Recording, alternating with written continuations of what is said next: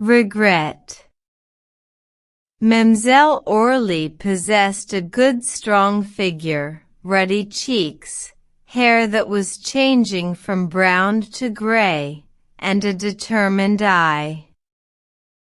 She wore a man's hat about the farm, and an old blue army overcoat when it was cold, and sometimes top boots. Mademoiselle Orly had never thought of marrying. She had never been in love. At the age of 20 she had received a proposal, which she had promptly declined, and at the age of 50 she had not yet lived to regret it. So she was quite alone in the world, except for her dog Ponto, and the Negroes who lived in her cabins and worked her crops, and the fowls, a few cows, a couple of mules, her gun, with which she shot chicken hawks, and her religion. One morning Mademoiselle Orly stood upon her gallery, contemplating, with arms akimbo, a small band of very small children who, to all intents and purposes, might have fallen from the clouds, so unexpected and bewildering was their coming, and so unwelcome. They were the children of her nearest neighbor, Odile, who was not such a near neighbor, after all. The young woman had appeared but 5 minutes before, accompanied by these 4 children. In her arms she carried little Lodi. She dragged Tinami by an unwilling hand, while Markline and Marclette followed with irresolute steps. Her face was red and disfigured from tears and excitement.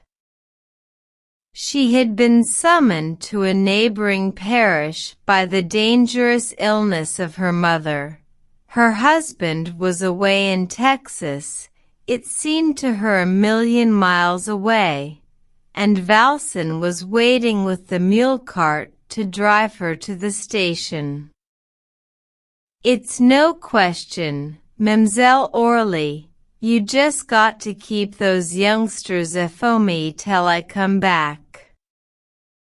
Dieu sait, I wouldn't botie you with if it was any other way to do. Make mine you, Mademoiselle Orly, don spare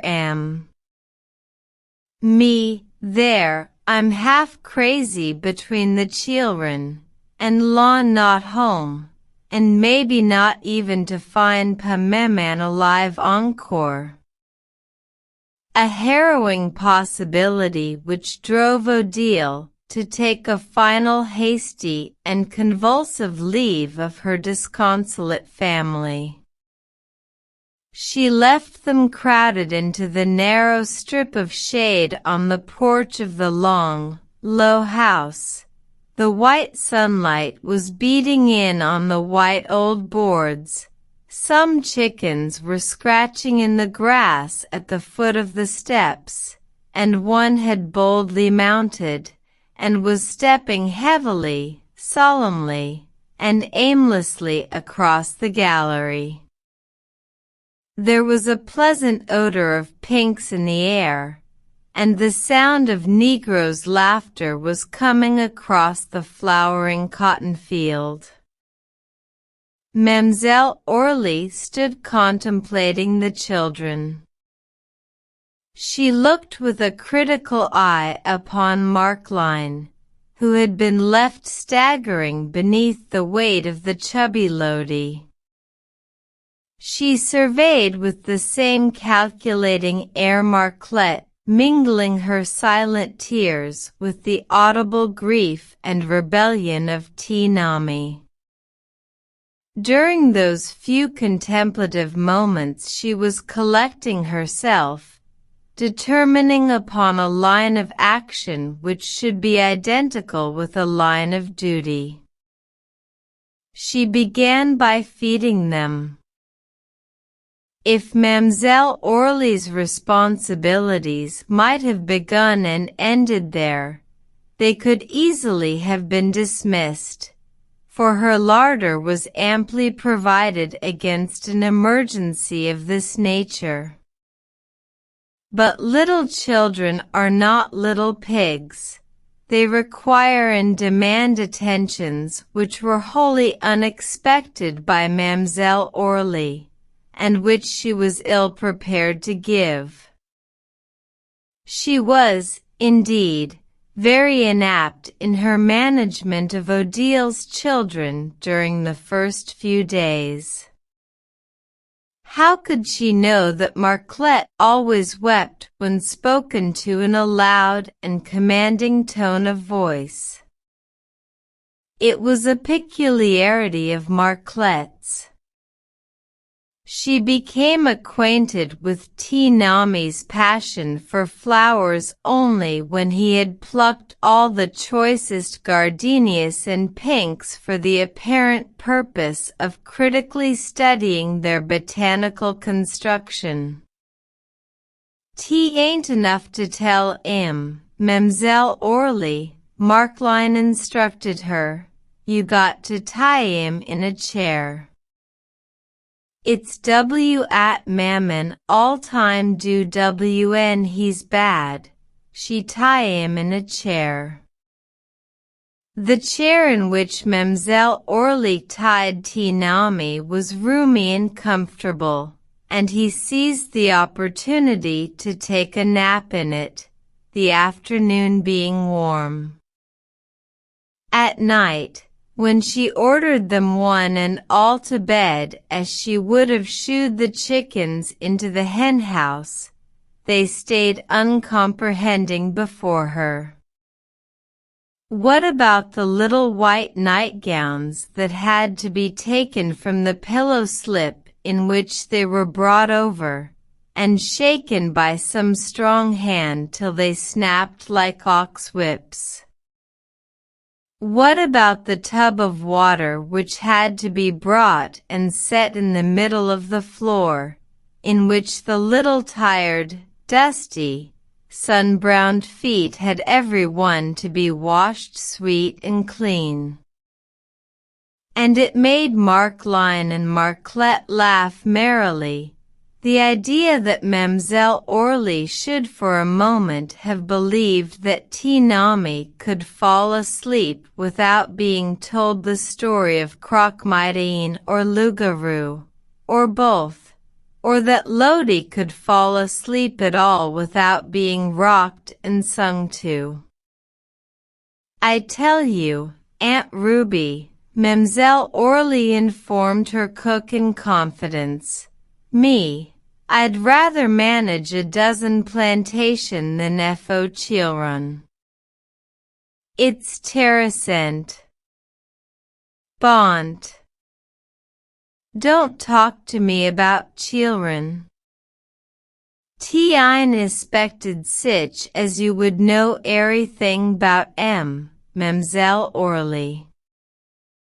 I see dat plainly yisterday when I spy dat lila chili playin' wid yo basket o' keys. You don know dat makes chillun grow up hard-headed, to play wid keys? Des like it make 'em teeth hard to look in a looking-glass. Them's the things you got to know in the raisin' and management o' chillun."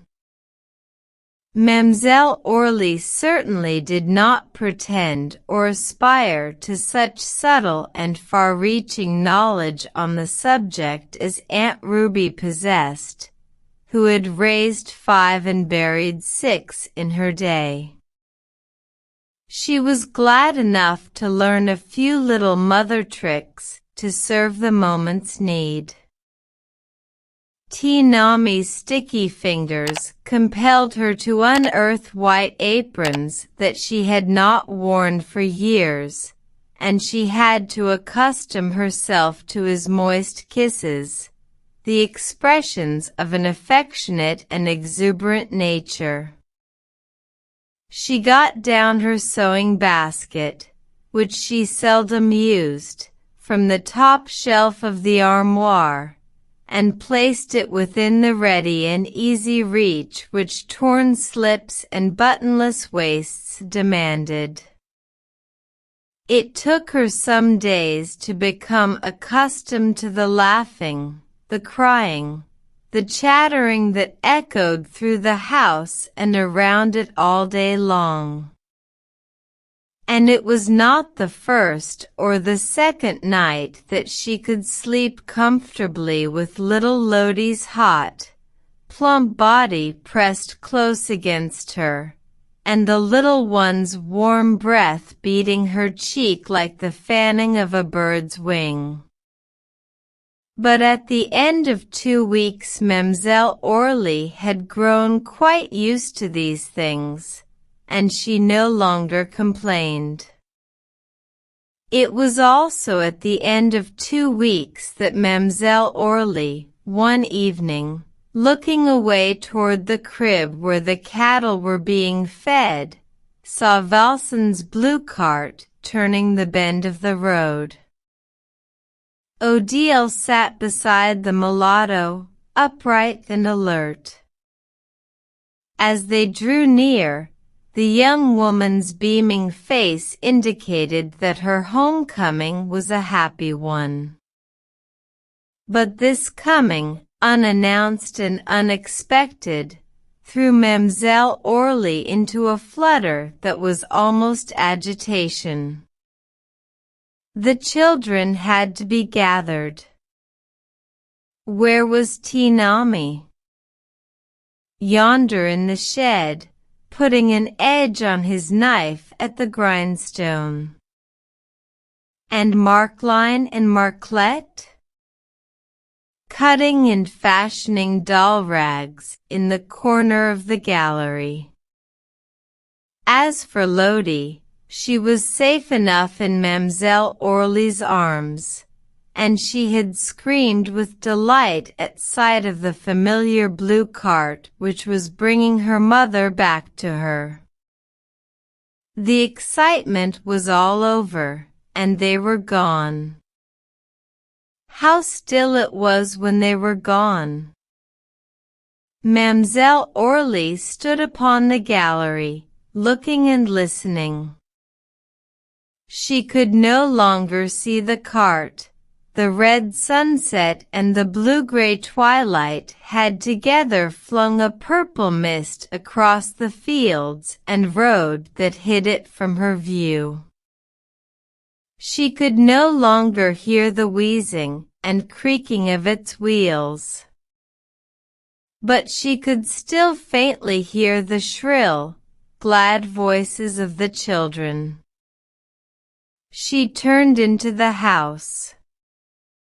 There was much work awaiting her, for the children had left a sad disorder behind them, but she did not at once set about the task of righting it. Mademoiselle Orly seated herself beside the table.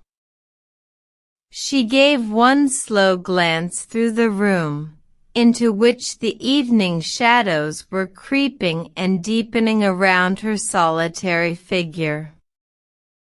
She let her head fall down upon her bended arm, and began to cry. Oh, but she cried! Not softly, as women often do. She cried like a man, with sobs that seemed to tear her very soul. She did not notice Ponto licking her hand. The end?